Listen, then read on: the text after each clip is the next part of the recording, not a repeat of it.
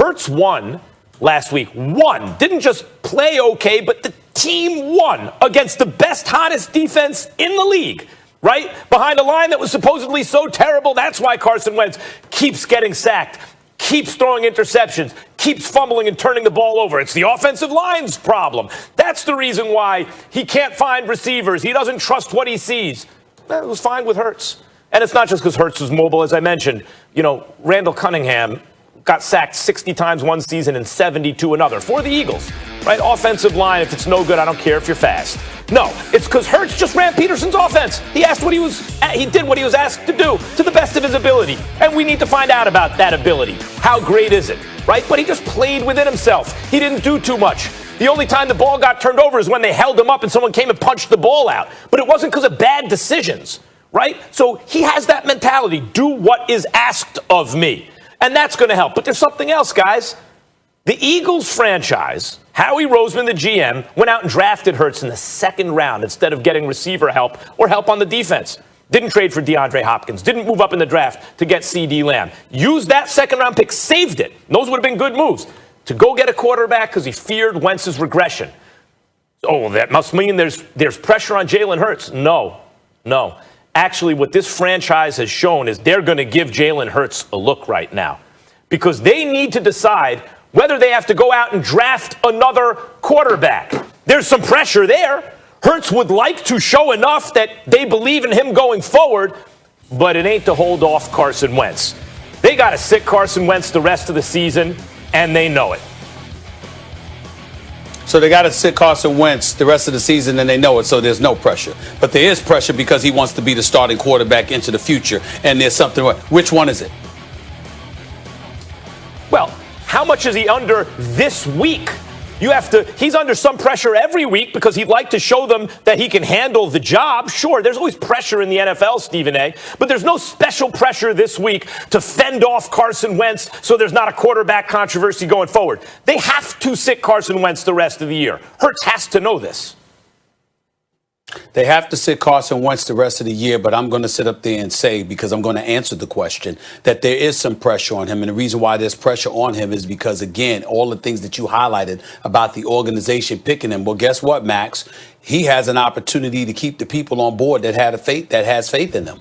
Because if he ends up sticking up the joint, if you're Jeffrey Lurie, you might get rid of Peterson and Howie Roseman. And if you get rid of both of them, what kind of security blanket or kind of support base is Jalen Hurts going to have moving forward? He's not going to have that. So all of these games are important. It's not necessarily important for him to perform at an elite level, but he needs to progress week after week after week. He needs to show the kind of promise that makes them say, okay, we made the right choice in selecting this kid. This kid has promise. We made the right choice in him potentially being the successor to Carson Wentz because of what he brings to the table.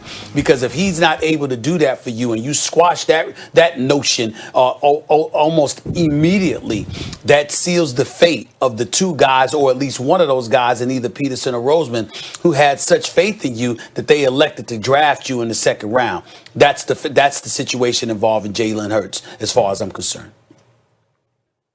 Right. Well, but you just accused me of not answering the question implicitly by saying that you're going to answer the question. The question is, how much pressure is Jalen Hurts under? Not whether or not there's pressure. Of course, we all know there's pressure in the NFL to start at quarterback. Obviously, there is some pressure. How much? Are you saying there's tremendous pressure on Hurts this week? Because I'm saying that's not the case, to be very clear. There's not like the utmost pressure on Hurts. Well, first of all, don't compare your answers to mine, because I highlighted one point and I illuminated that one point instead of dancing like Fred Astaire. That's number one. I specifically said Peterson and Roseman's jobs are on the line. If he stinks up the joint, his support base could be gone and it could cost him his career. That would mean it's significant pressure. Now, I'm sorry I didn't use the word tremendous pressure or significant pressure, but I thought by highlighting the fact that the head coach and the GM, who ultimately could lose their jobs if he stinks up the joint, I thought that was significant. Yeah, that's fine with me, Stephen A. I answered the question. You turned the question into whether or not there was pressure. Right?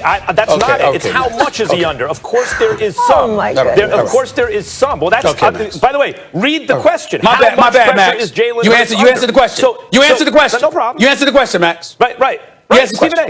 Congratulations. No problem. You retract it. That's fine. The point is, this Sunday. I am retracting. This yes, Max, I'm retracting Sunday. Makes you feel better? Yes, good. Good.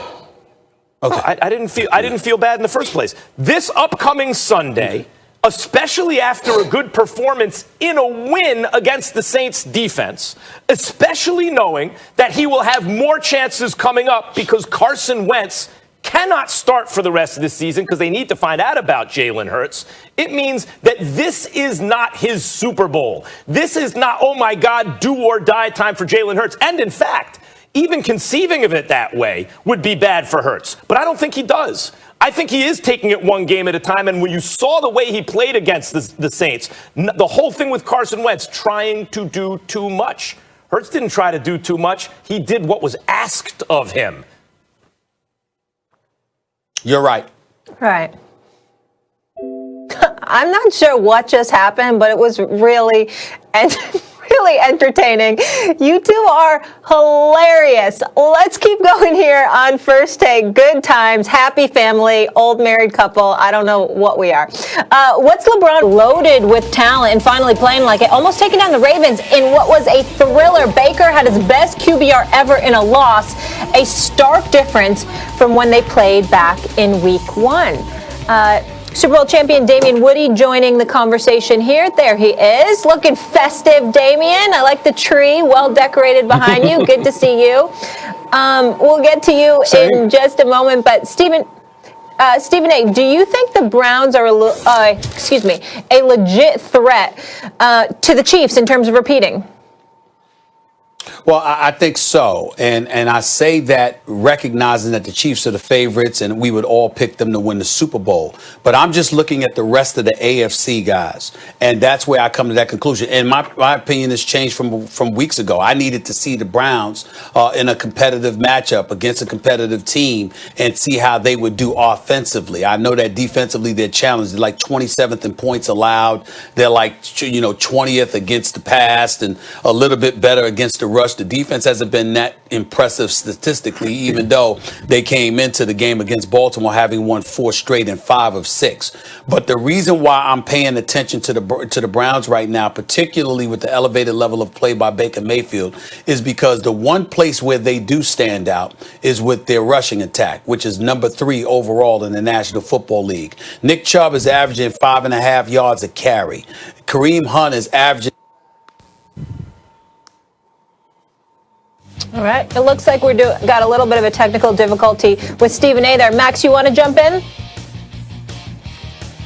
Well, I hear what Stephen A. is saying. I'm going to respond to his point in a second. Let me just say the biggest threat to the Chiefs, I think, are the Bills probably in the AFC right now. But I don't see the Browns as a threat to the Chiefs. And it's not a slight against the Browns. The Browns are a good and ascending team. And I'm happy to say Baker Mayfield is playing well and is playing better than just an average quarterback, which after a while I said, okay, maybe he's just an average quarterback. Nope.